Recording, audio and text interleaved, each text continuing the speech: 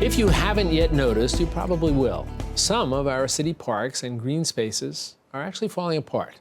Aging and neglect are the main causes of their decline, according to a new study from the Center for an Urban Future. The report found that 1 in 5 public parks has not had a major upgrade in some 25 years, and that the cost to the city in both money and time will be enormous. And here now with details about their findings is Jonathan Bowles, Executive Director for the Center for an Urban Future. Jonathan, welcome. Good to be here. I would suspect if you ask people in New York City to give you their sense of what's falling apart, if you will, using that term sort of loosely, not very scientifically, probably they wouldn't have their parks high on the list. Why do you think that is? You know, I think most people just don't think of parks as infrastructure. Also, they take parks for granted. You see grass, you see ball fields, but you don't notice the retaining walls. You don't notice the drainage systems. And, you know, most people don't understand this, but the average park in New York City was built in the 1940s. Many are a lot older than that. And with age and with record usage, just like the subways have had record usage, so have the parks, things start to break down. And for decades, we've really been underinvesting in that basic maintenance. Let's talk a little bit more about some of the specific areas. You mentioned a couple, but what particular areas does the report look at?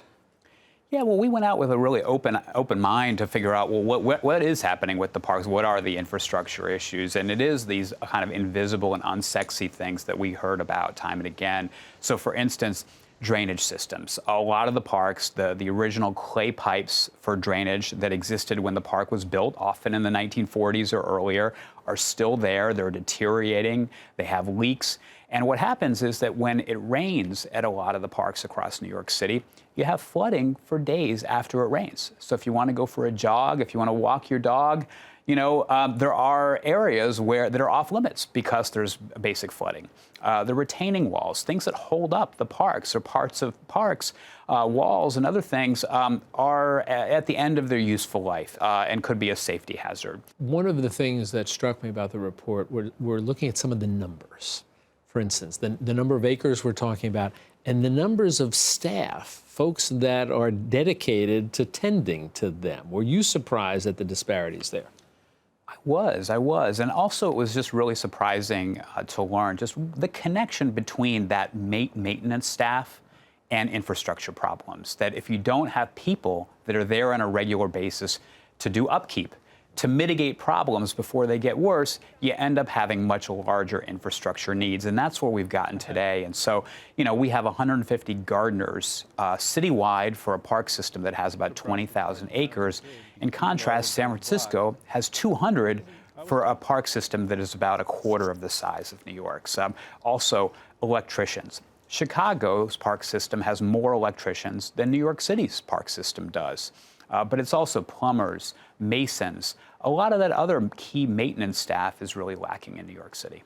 The city has said that they are putting money into the parks. Are you getting the sense that the city realizes how significant these problems are and that the money is commensurate with the level of these problems? We do give a lot of credit to Mayor de Blasio and Parks Commissioner Silver in our report. They have been putting new money into infrastructure, the Community Parks Initiative, the Anchor Parks Initiative. All of those things are really encouraging. But we found that there's not a lot of good data out there as to what the problems are. In a lot of cases, the Parks Department doesn't even know fully what are those big problems right there.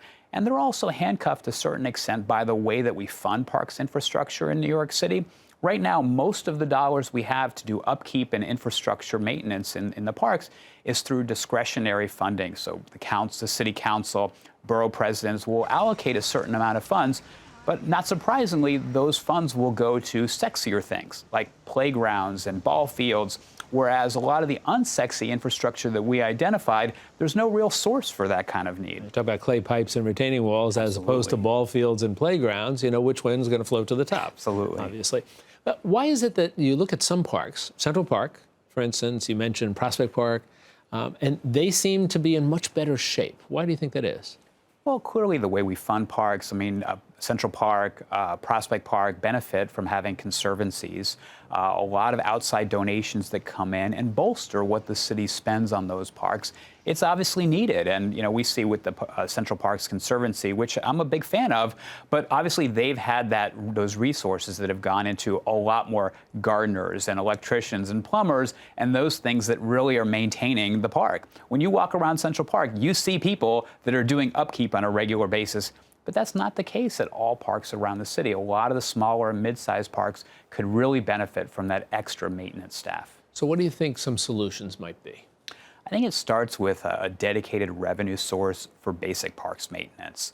Right now, it's really kind of willy-nilly, and we don't make sure there's enough funding year over year for those kind of things. And so we've had a few ideas in our research to have that dedicated revenue stream. So for instance, we've suggested perhaps adding a surcharge to docking fees at city-run marinas that might go specifically into parks maintenance. Maybe So take the discretionary part out of it in many ways? In many ways, yeah. I think also, greens fees at city-run golf courses, maybe that could go into a fund for gardeners and plumbers and that kind of thing. We could be talking about an extremely small percentage, a small surcharge, but that would really go a long way in helping the parks. Well, it's a revealing report. Wonderful work by you and your organization. Our hope is that it'll generate enough interest that we can keep the parks where they belong here in terms of our life in New York City. Jonathan, thanks for spending some time with us. Thank you. You be well.